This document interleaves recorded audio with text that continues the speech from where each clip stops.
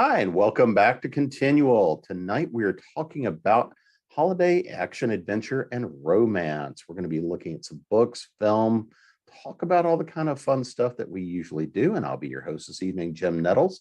But before we get started, we're going to make our way around the room and let everybody introduce themselves.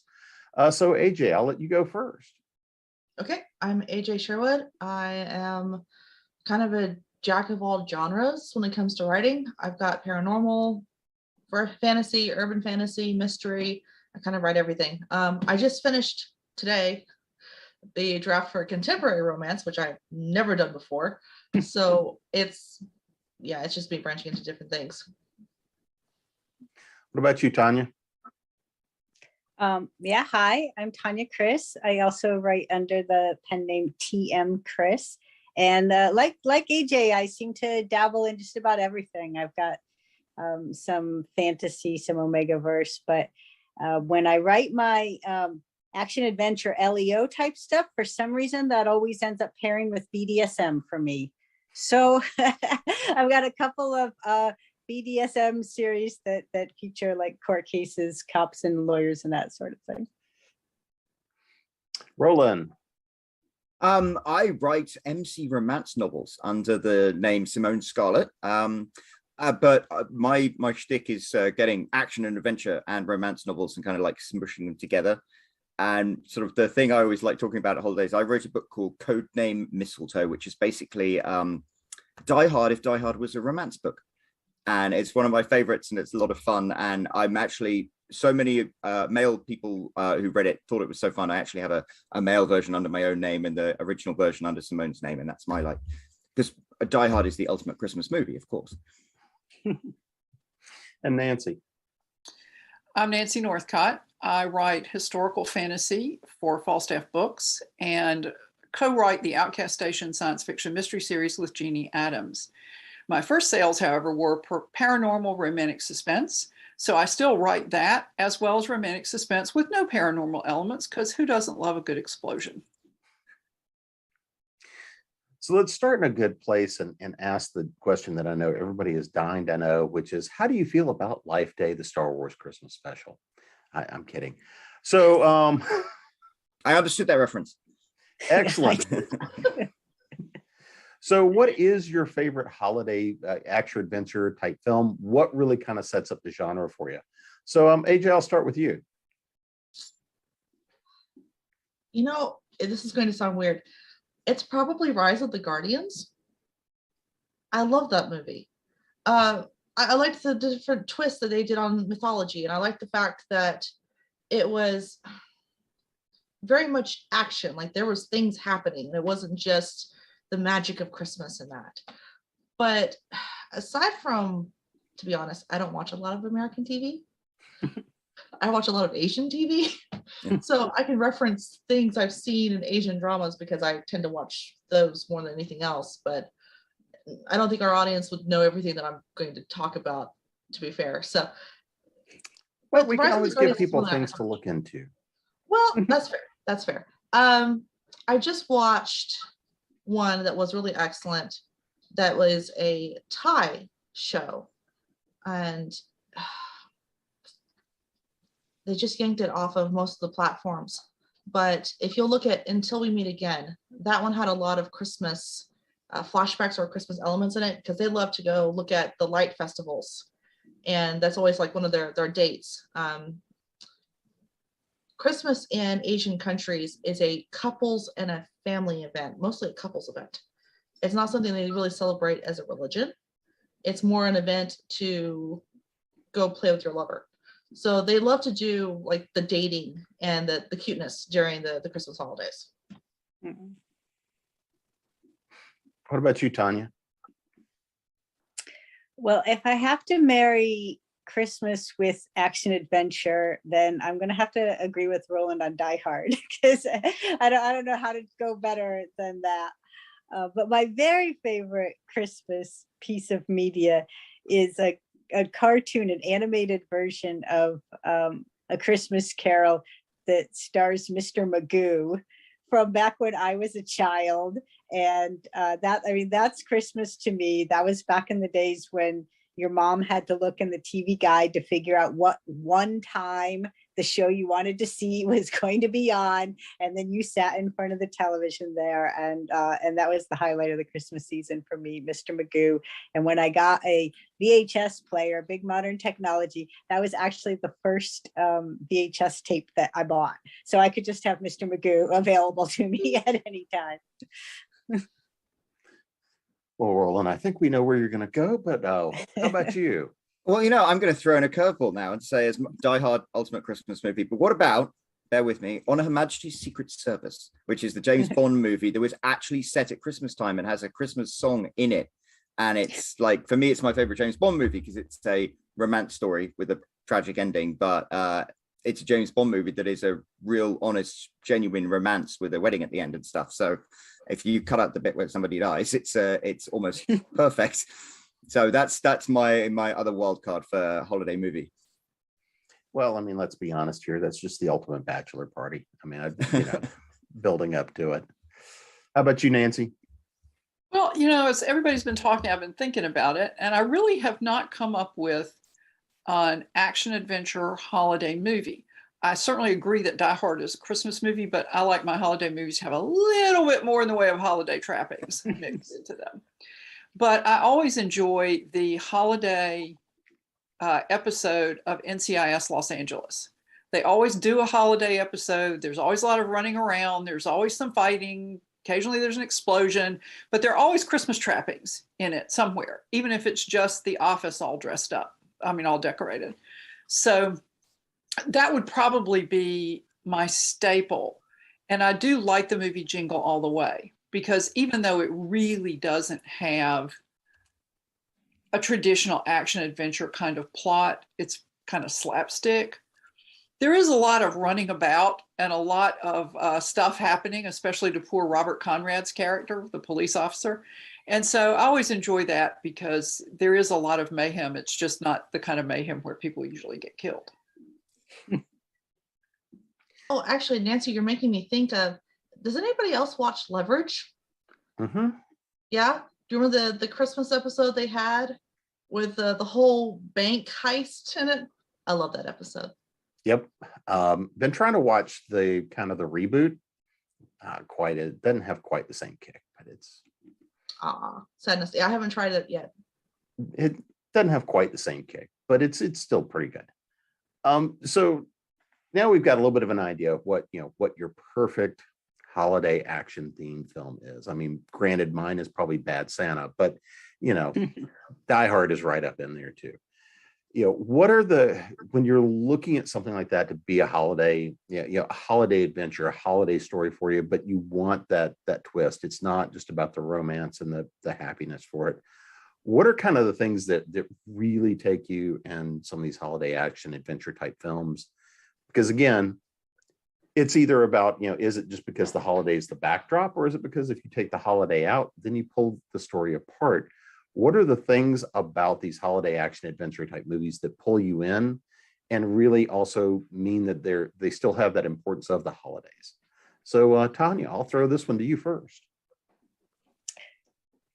What I look for in a holiday like story is actually the traditional stuff. I have to say, this is sort of what Nancy was saying about all those trappings, the decorations and the food and the songs. And I think I'm maybe not very original that way, but I like my Christmas holiday to be very standard, everything the way it ought to be. So what would make a really interesting action adventure holiday movie to me would be all of those just normal elements that you would expect. And then there's some sort of, mayhem going on in front of those normal elements. And I think people have mentioned a couple of movies where that's going on, but that's what I would want to see. It's just a lot of really the traditional familiar. That's what makes it holiday to me.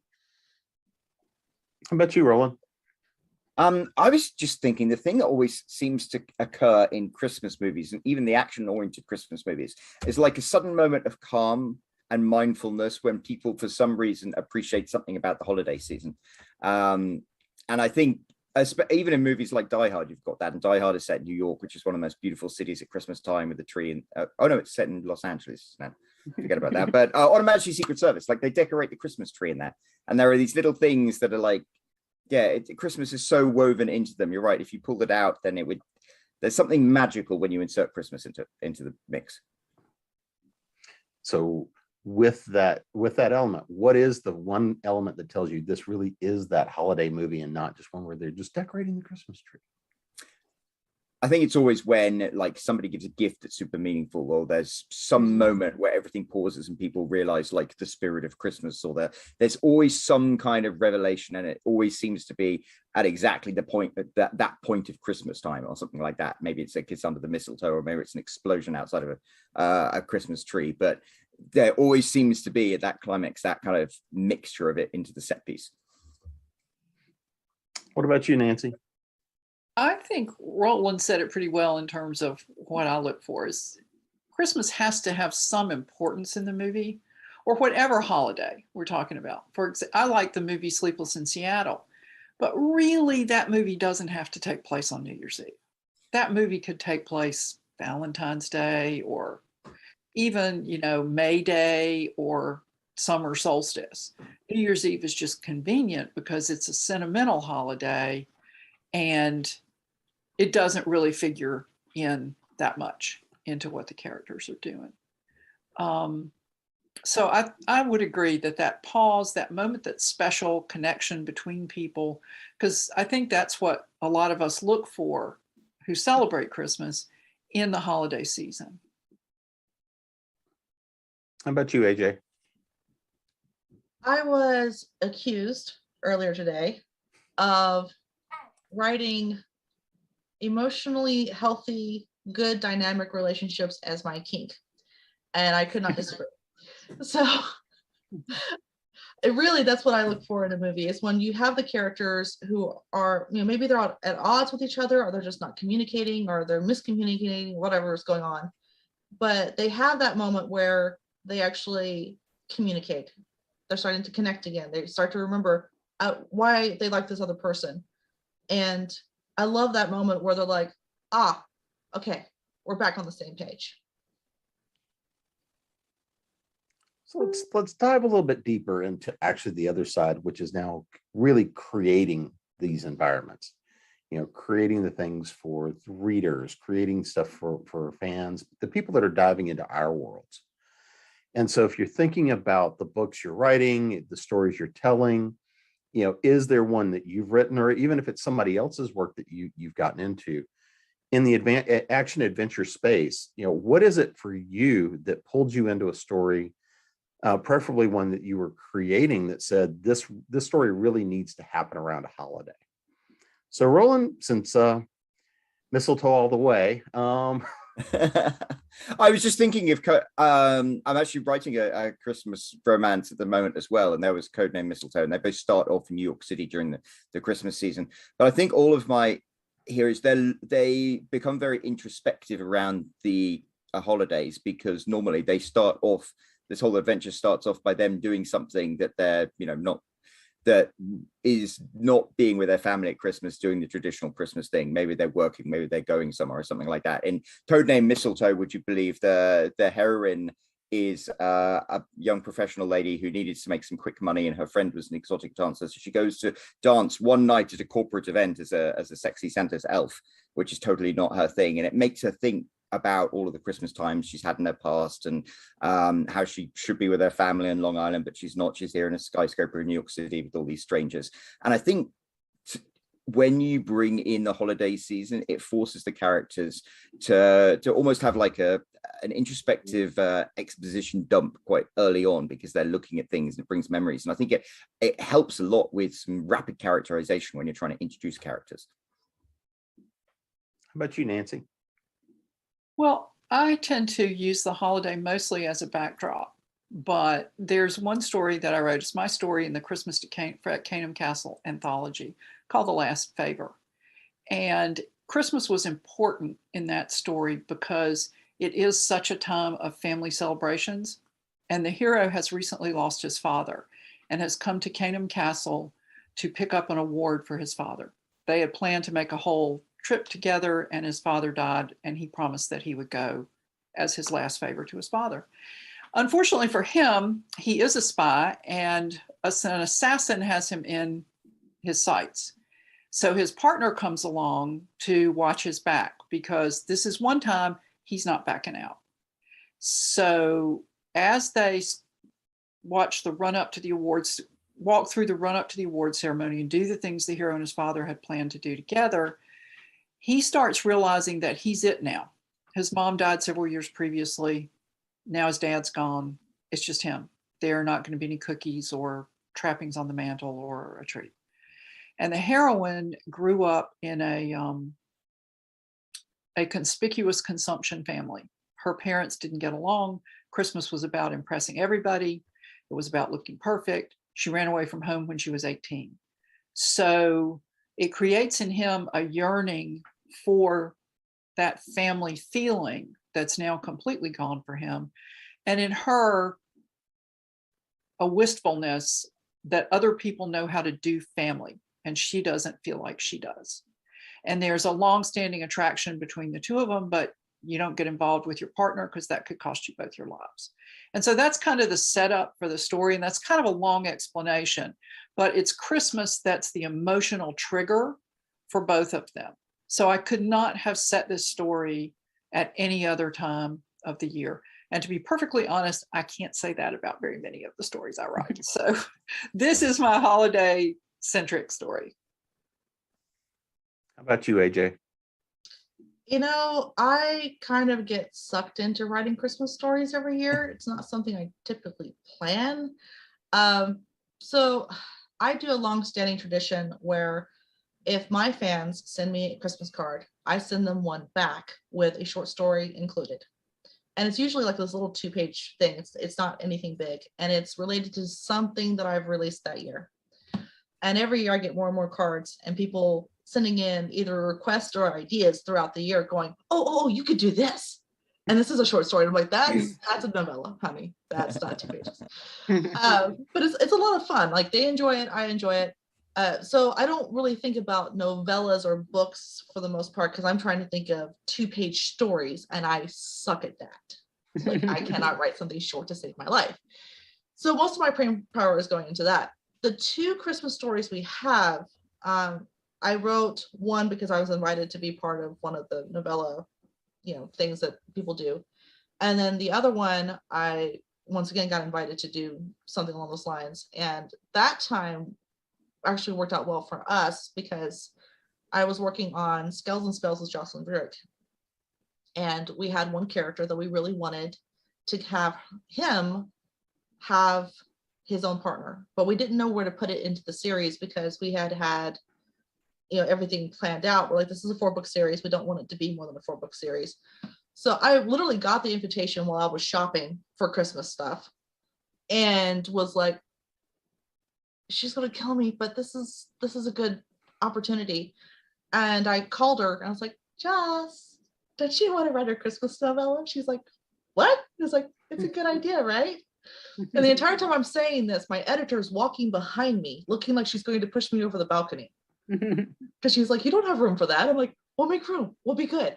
Because if she and I are writing it together, we'll be done in like 2 weeks. We'll be fine. And she's like, we don't have room for that. We'll make it. We'll make it. We barely made it. Like, she had legit concerns for that. But it was good in the sense that we had it timed for Christmas in the book, because that was the time that my main character he'd taken off from work. This was his Christmas wish, hence the title of the book. And he was desperately trying to prove something, not only to himself, but to his family, that dragons were real, that he was a mage. And that was all he was doing for Christmas, was just proving this one point, because he had to prove that point. And of course, he's right, which is good for him and my dragon. But it wouldn't have worked in almost any other setting, because the wish was strong on both of their parts. And it had to be kind of a holiday magical theme of wishes do come true with Christmas. Like, it had to have that fantasy element to kind of sell the schmoop in the book. Nothing says holidays like a dragon. Right? A red and green dragon, sure. Sure. I mean, he's a red dragon, so it fit perfectly. How about you, Tanya? So the book that I best integrated the Christmas holiday into, it was called 12 Dates of Christmas, and it went with the song, the 12 Days of Christmas. So there was, this guy having a date on every day and making that date correspond to the line from the song.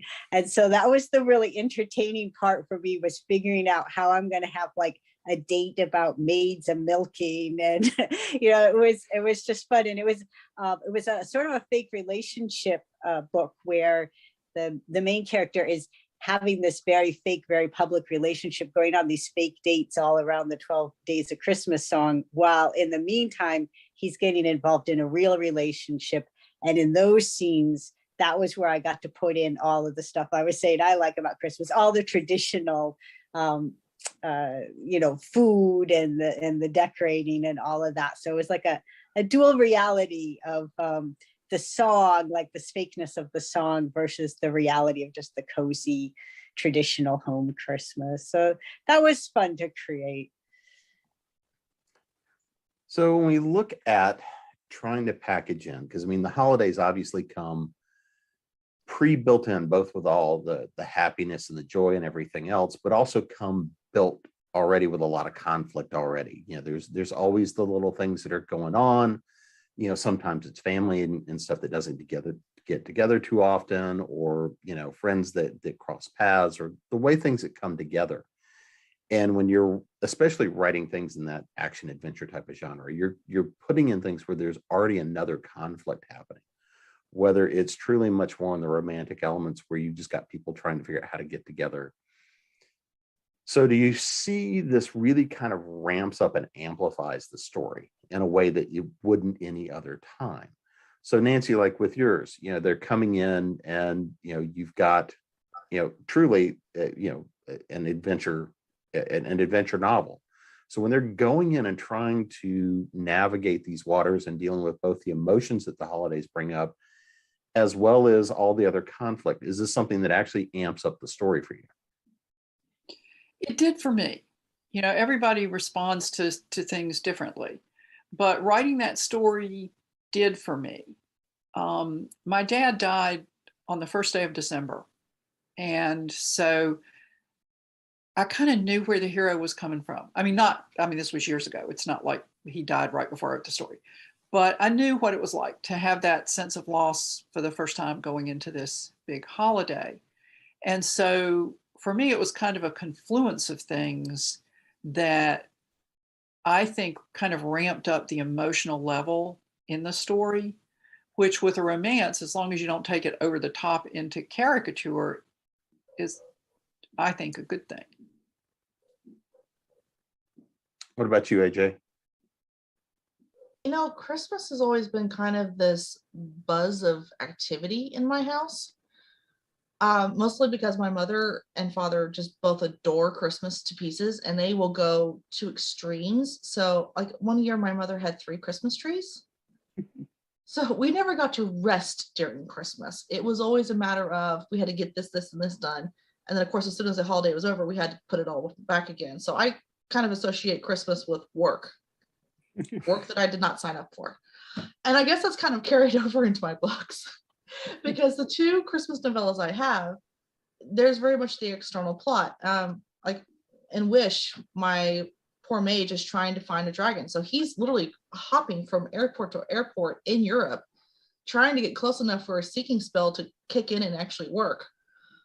And that's like the driving force in between him being chased by these strange men that are trying to kidnap him.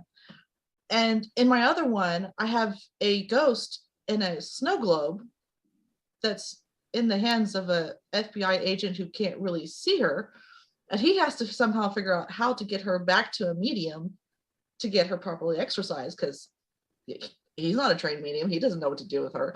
So like both holiday books I have is them working. Like they don't actually get much time off. And then when they finally do get to stop and rest, that's when they get to actually enjoy family. How about you, Tanya? I'm trying to think. I don't think any of my suspense books really use Christmas itself as a conflict.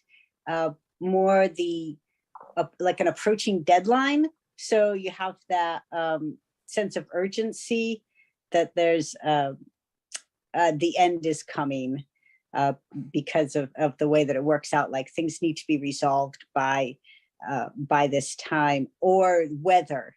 I love a good snowed in romance, right? Where like the weather itself is an adversary. So it's not Christmas so much as that like just whole winter season. I have a good snowed in suspense book where there are three people snowed to get in together in a house, and somebody is coming through the snow to get them, and it's all a question of whether they'll be able to, get out in time. But Christmas doesn't so much play a part there. I could see like what Nancy's got. She's really working the Christmas itself into the conflict, and that's great.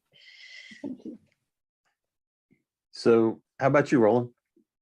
I think I agree with Tanya. There's always a sense of a deadline and a kind of time constraint, which I think works really well in Christmas stories. Because maybe it doesn't mean much, but it like the moment it turns from Christmas Eve to Christmas Day always seems like a thing, not quite like New Year's Eve. But for me, when writing the Christmas things, it was that sense of urgency, that sense of driving towards some kind of climax that just you can't help but kind of have that accelerated by involving Christmas. So when you look at the characters you're bringing in story, when you're looking at how they're looking at things and how they're dealing with things, do the ideas of working around the holidays, how, other than the fact of maybe you've got this deadline that's looming because, December the 25th is probably not going to move. If you're looking at that as I've got to make this, is that a great fixed counting clock to say, if I don't hit this deadline, I don't get to have X, whether it is time with family, whether it is the romance, however those things play together. So, obviously we're always looking for that ticking clock to create that pressure valve, but that's one that I think everybody can relate to. So when you look at your own stories and the things that you've told, how well has that played into your stories, that idea of the holiday ticking clock, whether in that date and time? How about you, AJ? One of them, it was very much prevalent. Wish, it was very much the thing because he did have a ticking clock. He only had X amount of days to wander around Europe and try to find a dragon. And then when the holiday season was done, he was supposed to be done. He was supposed to be flying home. So I did have that finite window to work in, which actually is very helpful for me as an author. I don't know about the rest of you, but I have the terrible, terrible habit of losing track of days as I'm writing a book. And I will have, that's my editor's main complaint with me. She's like, what day is this? I'm like, I don't know what day makes sense. Assign the chapter a day. I don't care. So some days I'll have 4 chapters on the same day. And she's like, look, in order for all this to happen, that would be like a 36-hour day. Something needs to give. This needs to happen the next morning. So yeah, it was nice in the fact that I had a 2-week window basically in Wish where I knew this had to happen before Christmas because that was his deadline. And it was nice too because it kept the tension up, which is always the other thing that we're like struggling with, is keeping the tension up so everyone's interested in actually reading what's going on. But yeah, the other book not as much because technically it started before Christmas, but it resolved after Christmas. How about you, Tanya? So the one where I had like a ticking clock was a relationship deadline, and it was technically the end of the term was the deadline. So 2 people in a relationship, one of them is in college and they're proximate to each other, and when that end of term comes, he's supposed to be leaving for a month, and he really wants to fix, like cement this relationship, and maybe actually we could, move in together instead of me going home for winter break. And so that's the relationship ticking clock, is he wants to get everything settled before the school term ends. How about you, Roland? So Codename Mistletoe, it's a Christmas Eve party, and you've got like the stroke of midnight when Christmas happens. That kind of leads into it, but also there's a hostage situation that comes up, so you can't really help but have a ticking clock and a sense of urgency, and like midnight is the deadline for the terrorists. So it kind of fits quite nicely in, because I was imagining skyscraper in New York City, and of course in New York, stroke of midnight on Christmas, people celebrate. You can hear a cheer all across the city. So it like was a microcosm of that in the top of the skyscraper. Please tell me it snowed right at midnight. Oh, I'm pretty sure it did, actually. Yep, I'm that cliche. But you know, overkill is underrated. that's what George Lazenby thought. So Nancy, how about you? You know, I don't think I really have a ticking clock in any of my holiday stories. I'm hoping that there is jeopardy and plenty of action and a sense of the bad guys closing in. But in terms of there being a ticking clock and a deadline, probably not so much. In Gigi's Magic Christmas, she's gone home for the holidays, and to her, it's like, how much time is left in the holidays and when can I leave? Because as much as she loves her family, she's the last unmarried daughter, and her mother is determined to rectify that every time she comes home. So that's the only thing that's really affected by the time frame in the holiday stories that I have. Yeah, that's a ticking clock. That's absolutely a ticking clock. Not ticking fast enough, right? Not, yeah. Yeah. She has my sympathies, because that's my situation. That was my situation too, actually. Right. Oh, I want to say on the days thing, I have a terrible time keeping up with that. And when I wrote the last historical fantasy book, I was coordinating the events in the story with historical events. And so what I ended up doing, in case anybody else is out there, you know, if this works for you, great. If it doesn't, that's great too. I put the date of the scene in parentheses on the rough, and I decided that carried over so well that now I just do it. It's like day 1, day 2, day 3, and it works for me. It might not work for everybody, although when my editor looked at the draft of the historical fantasy, she said, "You're not wanting to keep these on there, are you?" No, they can go as soon as we're satisfied with it. But just wanted to toss that out there in case it's a method that would help anybody. Yeah, That was the best part of writing 12 Dates of Christmas, was I always knew what day I was on. Yeah, that would be helpful. Definitely would be helpful. Yeah, this last book, I actually was plotting with my editor in the car while we were going to GRL. So she typed up the outline for me and put it into Google Docs. And she actually included, this is Friday, this is Saturday, this is Sunday, which was so helpful. Because when I went to the outline, I was like, okay, so what would happen last chapter? I've slept since then, I don't remember. Oh, it's Saturday. Right, they had the big reveal yesterday because yesterday was Friday. Okay, I'm good. I really hope she keeps doing that, because that was very beneficial for me. Probably her too, because that saves her sanity. I think I need that in my real life. Yeah. Right? Sanity, or the editor following you around like that? Oh, if I need to wake up and be like, what... oh, it's Saturday, this is what's meant Yes. to happen. Yeah, I have that. It's called I Never Leave My Office, and something's going to tell me what day it is eventually. I hope. Well, I mean, I have a PA that does that. And when I hired her, I was like, look, I need you to be my professional babysitter. Okay. You are my mother. Remind me to do things on certain days. And she's like, okay, that's the only way I can manage. Because I work from home too. I don't have anything outside that draws me out very often. So something has to remind me. Especially lately. During the early days of lockdown, there was somebody on my Twitter feed who was every day doing that. Today is Saturday. Today is Sunday. I was like, this is so helpful. Thank you. Mm-hmm. So, you know, at the end of it, it really is all about the characters and the story and the relationships. I mean, everything we're writing and doing, and it's it's how do they react to the things that we put them through. I mean, that's the fun of it, right? Is how do we get to torture our characters and how we get to watch them fight back. So in your stories, and so Tanya, I'm going to start with you on this one, since you went through the 12 days of Christmas. You know, what are the kinds of things you like to run them through and to watch them, you know, have to come up with the ways of getting out of things? And I mean, when you're building the story, what are the things that you really wanted to do, as you're talking about the fact that he's got these 12 fake dates as well as a real relationship building in the background? I'd imagine that's a lot of fun. That was fun.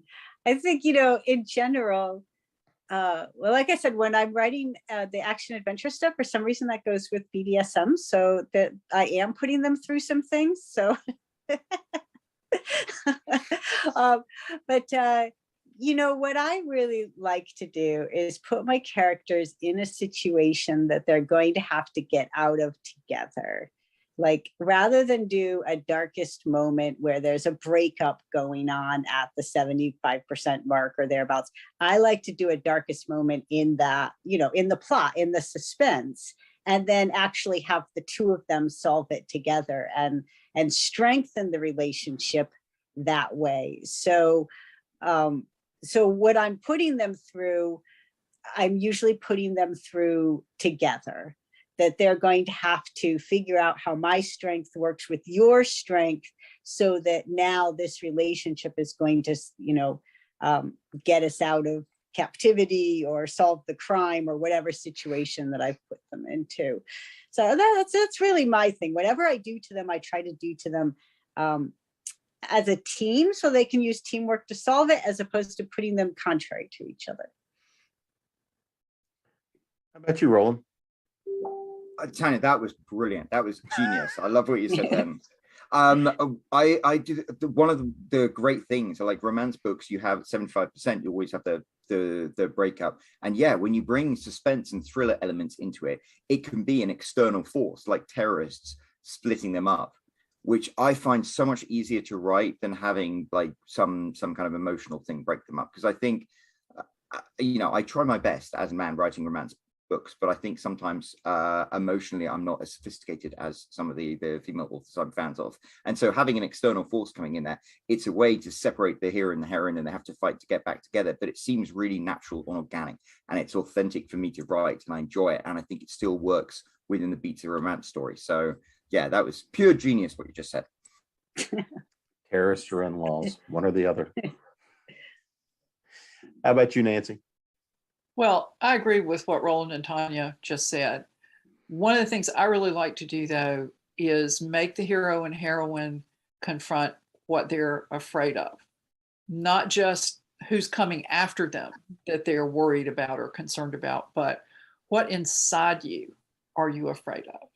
And in The Last Favor, the heroine is afraid that if she gives into her attraction for the hero, her ineptitude at the whole family thing will screw it up, and she'll end up, they'll both be unhappy, and he'll hate her and she'll hate herself. And so she has to confront that. And in Magic and Mistletoe, which is also a short story, Roland is a badass and Perry's a bookworm. And he is afraid that she will think he is stupid, that he's a deputy shire reeve, which is like a deputy U.S. Marshal. He's built like a linebacker. And he's afraid that he's just not bookish enough to run with her. And so that's what he has to confront. And she's worried that she can't handle the danger in his job. And so I sort of don't whole hog break them up either a lot of the time, but I do have them wondering, can we make a go of this? And so I kind of like to do that, but I do break them up sometimes. It just depends on the story. AJ? And you're on mute. I promise I hit that button. I promise. I'm the queen of, I want them to communicate and have a healthy relationship. I hate miscommunications and I hate false breakups. Hate them. That is my main complaint in Asian dramas, because they love that trope, and every time I hit episode 11, I start screaming because that's a 70% mark for them. Neither here nor there.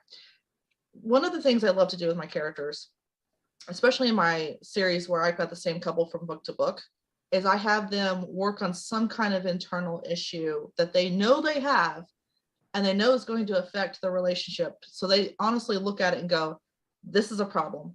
I've got to address this before it really starts to hamper, my relationship with him. And like with Brandon's Very Merry Haunted Christmas, he just realized before the Christmas holidays started that he's bisexual. And that was a huge thing for him because he thought he was straight for 32 years. And he's like, I don't even feel comfortable in my own skin right now. This is weird. Why? What? So it was him kind of coming to terms with that, but also him being comfortable enough to pursue someone that he found attractive, even as he was kind of settling into his own skin. So I brought that into the mix with the book.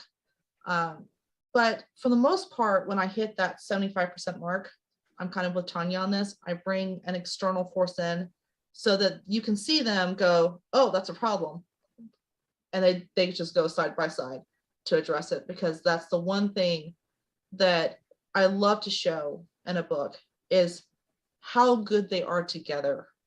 It's not them against each other, it's them against the problem. So I think that goes to a really fun question and a fun idea. What is one of your favorite tropes to play with across all of your books? And then once you're playing with that, do the holidays then actually influence how you're playing with that trope? So Roland, that's you a don't really get to run interesting from this question. one. I know. I was going to say. I was like sitting there going, like, I hope it doesn't pick me first. You're first. That's a really interesting. AJ, I just love what you said about the character. Actually, it was Nancy as well said the same thing about the characters having to overcome their own doubts and insecurities and things. And I think that's something that I have in my books that maybe I don't focus on much, but a lot of stuff you write just comes out. I think I almost feel like we're radios and we just like we receive these transmissions and like vomit them out onto the page. And so there are those elements like that. And I think that's something that goes through, and it always gets amplified at Christmas time. When you're with your family, you always feel super insecure, and all of the childhood insecurities. You could live 20 years on top of the world and you go back to your family and suddenly you're a kid again. And then when you bring in somebody who makes you feel insecure because you're attracted to them, then that gets amplified even more. And it's the pressure of the holidays. So yeah, I think the wonderful thing about the holiday season in books, it just makes everything more. Nancy? I'm sorry, I've totally blanked on the question. You mind repeating Well, in looking at the tropes you play with in stories, because we all have those favorite things that we play with over and over again in story. Do you have a favorite trope, but then when you try to integrate it into the holidays, it really just sort of changes, or does the holidays change it? Okay, thank you. Yes, I like Friends to Lovers a lot, and I like Second Chance at Love. And Gigi's Magic Christmas and The Last Favor are both Friends to Lovers. And I do think that the holiday kind of magnifies sentiment, especially the Christmas holiday. Like my story in Trick or Treat at Canham Castle is a Guy Fawkes Day story. And I mean, yeah, we have a bonfire and fireworks and people stand around and drink and eat, and it's really cool. And I think we should do that in this country. But I don't get the impression it's a holiday that really magnifies people's emotional states. And so with Gigi, it's the guy next door. Been friends all their lives, kind of danced around it, don't want to ruin their friendship. But it's the holiday and the events around the holiday that push them together. So I guess my answer is sometimes. How about you, AJ? I would say the trope I play with the most is fated mates. Hand down, running. I do play with that a little bit. It's not always a magical get together, but considering that I don't write Omegaverse at all, it's interesting how many fated mates I have, especially in the Scales and Spells series. We played with that a lot. because the dragons were always looking for a mage, and their mage was always the person that they had been waiting for, and they would recognize the right person almost immediately. But of course, their mages are human, so they kind of have to take a little bit more time to figure this out. They don't have the same instincts as a dragon does. I do play with it in the Christmas novellas in a sense of they have to choose that this is going to be the person for them. It's not something forced upon them. And it's kind of the spirit of the holiday season that brings out that wistfulness for them to help make the decision, if that makes sense. How about you, Tanya? This is a really good word. It applies to a lot of, I think, romance conflicts.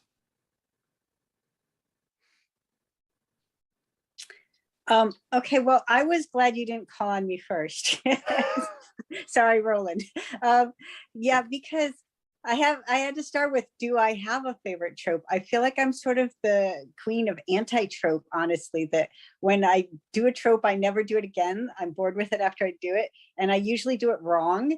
Like, you know, I have that snowed in story, but they are not making snow angels and Coco. They are a double agent and an addict who's going into withdrawal, and there's a Russian spy coming to get them. So like that's not usually what people are looking for when they're looking for a snowed in romance, you know.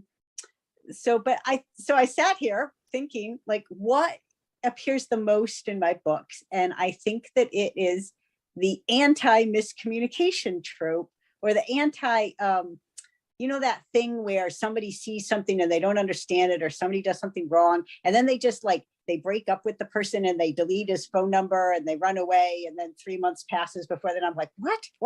So I do the anti of that. Like, there's almost always a point in my book where somebody really screws up, and then they apologize, and the other person is like, oh, okay, that's all right, I understand. Like, I love putting that moment into my books, that moment of forgiveness, and like, oh yeah, you're human, it's all right, we can work through this, you know. So I have a Christmas book. It's not really a suspense book, but it's called Giving Chances, and it's about a guy who whose family disowned him when he came out. And now it's a year later at Christmas, or 3 years later at Christmas time, and they have invited him over for Christmas. And he's trying to decide whether or not he's willing, basically, to give them a second chance. And so that's the theme of the book is, yeah, all right, you know, let's give people chances.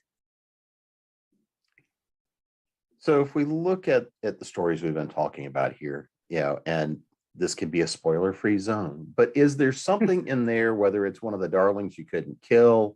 What's kind of the one favorite little thing you managed to slip in there, whether it's an Easter egg, whether it's just even something you put in there just for yourself to slip in there that, you know, whether other people know it or catch it or not? What's the one thing you slipped in? So Nancy, I'm gonna throw this one at you first. I'm having amnesia. I don't know. If you'd asked me about the science fiction, I put in Easter eggs for people who read certain comic books. We'll make the associations. I'm not really, I don't know it. How about you, AJ? So I like to slip in things that I actually have experience with and not everybody would realize unless they knew me personally. So with Mac and Brandon's books, I made Mac Creole from Louisiana. And what most people don't know is that I actually lived down in that area for 6 years when I was a kid. And I was used to the French speaking people. And by the way, they can talk a mile a minute. I was 7 when we moved down to Mississippi. I was just north of New Orleans for about 6 years. And I had to literally adjust my hearing to be able to keep up with what they were saying. So when I had time to create the character for Mac, I thought, you know, we don't see a lot of Creole speaking people in books. At least I couldn't think of anybody. So I kind of slipped that in there. And it was cute to me because I had readers who would message me going, are you from that area? Because they recognized the places that I was referencing, which aren't famous places. They're not large. And I'm like, well, sort of. I lived down there at one point. I did have to look stuff up because I've slept since then. I didn't remember how to spell anything, but it was fun for me to kind of maneuver that in. With Wish, I think we were slipping in some of the German that I was learning in class. I'm currently studying German because I'm crazy. And I was able to like slip in some of the words that I know. And I had, again, readers contacting me going, do you speak German? Not really. But thank you for noticing. How about you, Tanya? So I have a group of friends that I used to meet at Starbucks to write with. And back at that time, Starbucks sold something they called youthberry tea, which was just a collection of ingredients, right? But we just thought it was funny, like this youthberry tea is this totally made up thing. And so we all kind of committed to putting the word youthberry into our books whenever we could. So it's not in all of my books, but you will find a lot of my books have like youthberry tea or youthberry wine or a youthberry bush or something. And I actually had somebody bother to comment on a book that was about shape-shifting wolves, right? Gay shape-shifting wolves that go into heat. Had a person comment in a review that there was no such thing as youthberries. Oh, I'm sorry. I wasn't realistic enough for you there. But yeah, so if you see youthberries in my book and wonder, well, what are youthberries? Now you know. How about you, Roland? My favorite two thing, I love putting, I mean, something like Codename Mistletoe is so obviously Die Hard if it was a romance movie, but it doesn't have, I didn't like lift any particular names or anything, and it's set in a different city and stuff like that. But it's like, other than that, it's so obvious. And I kind of enjoyed that because, I don't know, I enjoyed that. It has the structure. I did write one book called Branded by the Modern Day Pirate, which is about a pirate in off the coast of Somalia, which to me in my head was like telling the story of Conan the Barbarian. And there was one line that was kind of mirrored something from Conan the Barbarian. I had a fan write to me and be like, oh, don't think we didn't notice that. I'm a fan of Conan the Barbarian too. And like the fact that I put this through, it was a contemporary romance story set on the coast of Africa. But the fact that she noticed that there were so many sort of like subtle nods to this 80s film with Arnold Schwarzenegger, just it warmed my heart, because it was like, oh, my readers are part of the same crazy tribe that I am. And that's what I really love. It's like when you write this stuff and it resonates with somebody, it's like finding a kindred spirit out there. It's very fun too if you guys put in music at all. I've done that several times where I've referenced a group or a song that my character's listening to while working. And I've had people go in and YouTube stuff because they're like, what is this? And then they come back to me going, The Who is awesome. I didn't know that Monks did heavy metal. I was like, isn't it cool? So There's a singer-songwriter down in Texas I'm obsessed with called James McMurtry, and I keep mentioning his songs, and then people are like, quit it with James McMurtry. It's like in every book. No, my taste in music is so pedestrian that I would not be impressing anybody with it. Anything I'm mentioning, they already well know. Yeah, if I'm throwing in mine, it's going to go off the rails somewhere. They might get a musical reference, which probably almost nobody gets, because I do like my musicals. But yeah, well, I occasionally have to work in the bagpipes just for, good measure. Well, before we get out of here, so there's one last question. So since things are kind of sort of getting back and we're all able to actually, at least in some cases, start to reconnect with friends and family this year after last year, what's the one thing you guys are really looking forward to this holiday season? And so AJ, I'm actually going to start with you on this one. Well, I'm actually going to be mostly alone this Christmas for once. Most of my family is down in Tennessee, and I've been invited to my brother's in-laws for Christmas dinner, but I'll have Christmas Day and Christmas Eve mostly to myself. So honestly, I'm looking forward to sleeping in. I've never had the chance to do that. How about you, Tanya? oh, definitely seeing the people again. Yeah, doing those. Last year I I didn't see my brother and my nephews who lived nearby. So having them over for Christmas, seeing my partner's cousins, they always have a big spread, and just having some sense of normalcy and all of the excellent food that we get at these events too. I'm not a good cook myself, but I know a lot of good cooks, so we will make the rounds. How about you, Roland?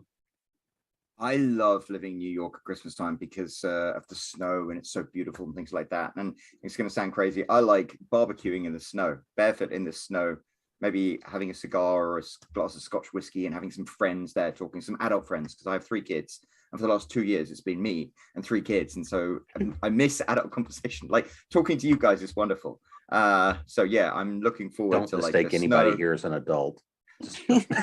It's our age that makes him think that. Well, I'm not 43. I'm 18 with 23 years experience. How about you, Nancy? The Christmas tree. It's the highlight of the Christmas season for me when we decorate it. We have these friends we haven't seen in probably 20 years. And they used to always come over and decorate the Christmas tree with us. And several years they brought us an ornament when they came. And so those ornaments are in their own little special box. And she made us a beautiful Christmas tree skirt. It's got 4 cross-stitched panels with holiday motifs on it. And she set them on holly with a black background and gold highlights and trimmed it with gold braid. And so every time we put those things on the tree, it's like bringing them closer. They moved across the country, and sometimes things just don't work out to get together. But it always reminds me of that when we put the things they gave us on the tree. And we collect ornaments when we go on trips. And I think I'm the only person who remembers which ornaments came from where, but my husband will look at it and know we got it somewhere on a trip. And so decorating the tree is kind of a walk down memory lane and a walk with other people. We have a little white plastic reindeer that I think my parents bought at the 5 and Dime the first year they were married. I think he probably had 7 companions, but he doesn't anymore. And the little strip around him that used to be red has faded to pink, and the little loop on his back for the hook has broken. But that ornament connects our Christmas to my parents' Christmases before I was born. And so we're really looking forward to it. Our son's girlfriend is going to come and help us decorate the tree. And so that'll be fun. And so it's a combination of people and memories that really make the holiday for me. Well, I appreciate everybody coming to hang out with us this evening and have a really fun holiday conversation. But before we get out of here, I'm going to go in reverse order and let everybody know where they can find you, website, social media, where they can get all these holiday books to stack on their to-be-read pile, and anything else they need to pick up for gifts this holiday season. Yeah, that word. So Nancy, how about you? Well, my website is nancynorthcott.com, and there's information about me and about the books and stories there. And the fiction is available on all the online platforms. The social media that I spend the most time with is Twitter, and I probably spend more time there than is good for me. I'm at Nancy Northcott. I'm just getting into Instagram, and I haven't figured it out yet, and I don't even remember what my username is because it's some combination of my name and some numbers. And I'm one of those people. I was a history major. You do the math. So I just have to search myself to find me on Instagram. So if you feel inclined to do that, you can probably find me. But that's really about it. And I hope everybody has a wonderful holiday season. Roland, how about you? Well, thank you so much for having me on. I had a ton of fun, and it's so nice to be in such distinguished company. I'm actually on Instagram a lot. Instagram's the only social media I really bother with because everyone seems nice there. And I'm at Roland Hulme. And if you look up my name on Amazon, you'll see Codename Mistletoe because it's got a big hunky Santa kissing a slinky elf and a big explosion in the background. So feel free to check that out. I think it's a lot of fun. How about you, Tanya? So the best place to find me is probably on my website, which is tanyachris.com. I'm not very active on any social media, but I guess I'm most active on Facebook. My most recent BDSM / action adventure mashup is called Hell's Bedroom, and that is on exclusive to Amazon right now. So it's in Kindle Unlimited, but almost everything else, including those Christmas stories I talked about, 12 Dates of Christmas and Giving Chances, are published wide. So you can get them from any retailer. And AJ. So everything's on Amazon that I've published. You can always find things there. If you want to get something specific and autographed, you can go to my website, ajsherwood.com. I do have a Twitter. I ignore it. I have Facebook, which I'm on constantly. You're welcome to come and join my Facebook group, AJ's Gentlemen. I post in there very regularly. And if anyone is so inclined to send me a Christmas card so they can have the short, because the shorts are only available during Christmas. I don't release them any other place. Then all the information for that is on my website, and you can send me a card. And I cannot believe I just fucking said that, because the stack of cards on my table right now is ridiculous.